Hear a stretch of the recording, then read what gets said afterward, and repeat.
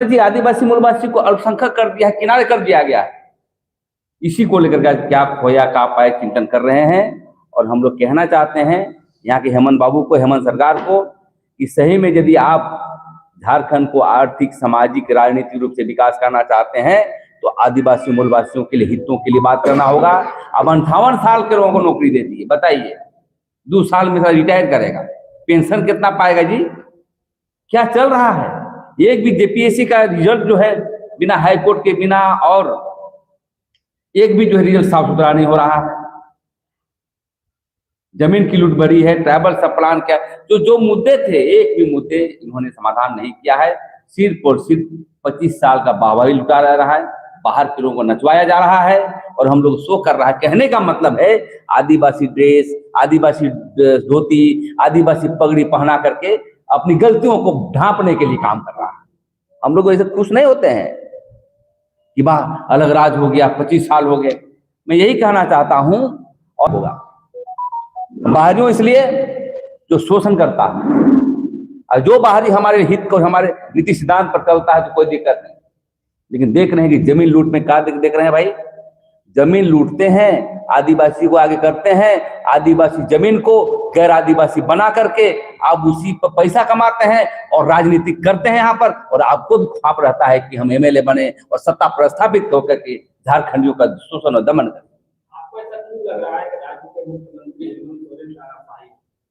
कैसे नहीं लगेगा जी? तानाशाह नहीं है। एको को बात बताइए, एको को काम किया है? एक भी बताइए। नौकरी की स्थिति बताइए, स्थानीय नियोजन नीति का बताइए, पेशा कानून का बताइए, शिक्षा का स्तर गिर गया है, शिक्षा को लेकर बताइए कोई नीति बनाया है? बातें हो रही चर्चा में कि दारू जो है हम बेचेंगे गांव पर। कहां से आप डिसीजन ले रहे हैं? पीएससी संविधान पटल पकड़ ले रहे हैं। वाइन हम बेचेंगे, शराब पिलाएंगे, आदिवासी को और पिलाएंगे और बर्बाद करेंगे। कहां जा रहा है? वो बौद्धिक जब स्टेट होता है तो ऐसा होता है क्या? इसलिए हमें लगता है कि तानाशाह ने वो अंधा हो गया है, बहरा भी हो गया है, और उसी के लिए आज हम लोग। हाँ तो अब बहन आप भी हैं, आप भी लीजिए। मैया सोना नौकरी मत लीजिए। आप तो मैया लोगों को बोलेंगे कि आके संकल्प लीजिए कि हमें नौकरी नहीं चाहिए, हमें मैया समान चाहिए। अभी मैया समान कौन? ट्राइबल सप्लान का पैसा वो दे रहा है। क्या बोल रहे हैं?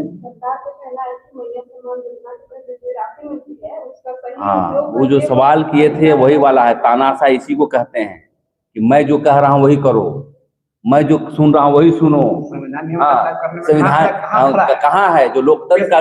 क्यों नहीं लागू किया जा रहा है? हाई कोर्ट बार बार 5वीं सूची उल्लंघन के माइनिंग लिस्ट क्यों दिया जा रहा है? फर्जी ग्राम सभा क्यों बना के दिया जा रहा है? सवाल ये है।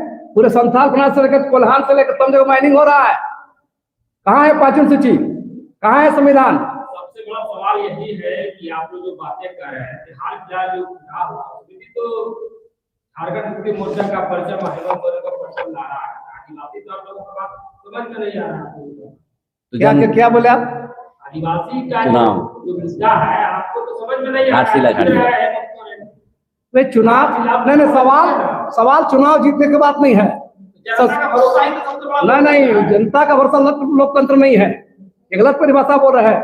लोकतंत्र मतलब सबकी बात, बहुमत का बात नहीं है। जनता में वोट देके कोई एमएलए बन जाएगा अलग बात है, सरकार बनाना अलग बात है, लेकिन देखना सबको है और कॉन्स्टिट्यूशन को पालन करना है। ऐसा करने के लिए हम नहीं बोल रहे हैं। झारखंड में हाईकोर्ट है ना भाई, हाईकोर्ट 2 बार बोल रहा है क्यों पैसा कानून लागू नहीं कर रहे? वहां आपको इंटरेस्ट नहीं है, क्योंकि आपको लूटना है। खनन माफियाओं के साथ, कोयला माफिया, बालू माफिया, पत्थर माफिया के साथ ब्यूरोक्रेट को सेट करके प्रशासन को लूटना है। क्यों लागू नहीं हो रहा है? इसका बाप तो अबुआ राज का सपना देखा था ना भाई। बिरसा मुंडा से लेकर दिसुम गुरु तक भी बोला था अबुआ राज का बात। इनका पार्टी का घोषणा पत्र में था अबुआ राज का। क्या अबुआ राज संविधान बचन का नारा देके लाया था? कहां संविधान बच रहा है भाई? आप 5वीं सूची लागू नहीं कर रहे हैं, आप पेशा कानून लागू नहीं कर रहे हैं। कौन सा संविधान, कौन सा अबुआ राज? सवाल इस पर किया जाए ना, कौन वोट दे रहा है, कौन जीत रहा है, सवाल ही नहीं है।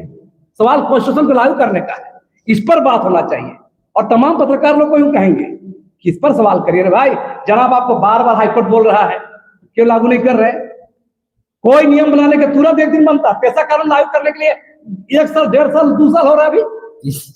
नहीं नहीं नहीं, पिछले साल बोला है 29 जुलाई मैंने बोला था 2024 में। आज क्या हुआ? 25 हो रहा है।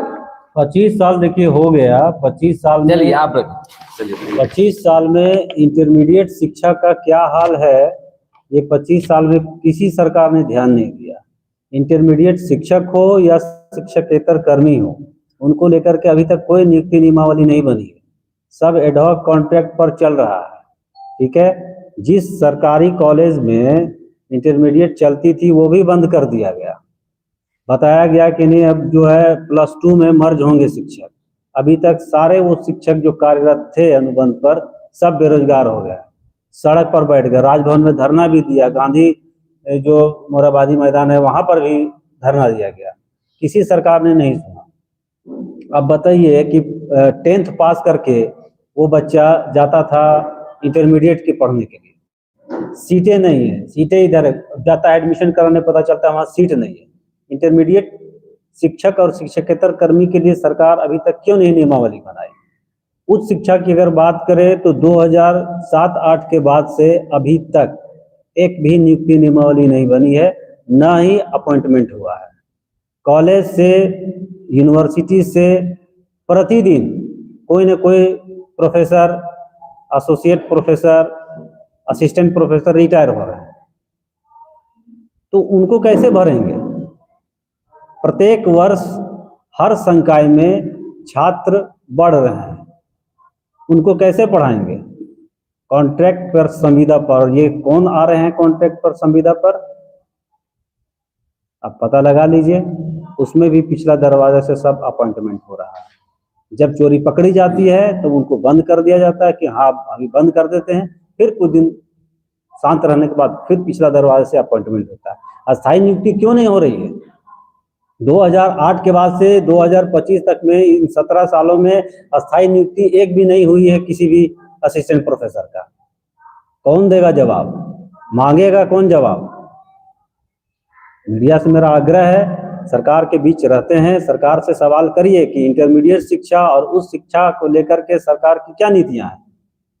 और ये सवाल सिर्फ हेमंत सोरेन सरकार से नहीं होनी चाहिए, विपक्ष से भी होनी चाहिए। विपक्ष भी रहा है सरकार में, विपक्ष अपनी जिम्मेवारियों से पीछे नहीं हट सकता। विपक्ष को भी बताना होगा कि उसकी सरकार थी तब उसने क्यों नहीं ध्यान दिया। मौजूदा सरकार से भी सवाल होनी चाहिए। सर ये एक आदमी ऐसे बोला था।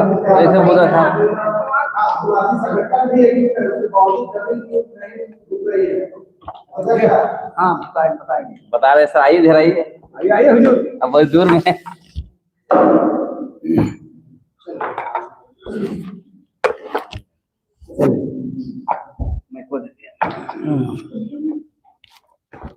रुकिए, चलिए।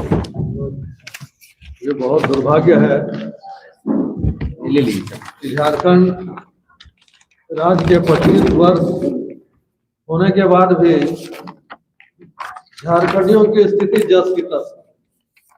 ना यहाँ के लोगों को नौकरी मिल पा रहा है, ना यहाँ के लोगों के हक अधिकार की रक्षा हो पा रही है। यहाँ का जमीन, जंगल, यहाँ का संसाधन सब पे बड़े बड़े पूंजीपतियों का कब्जा हो जा रहा है।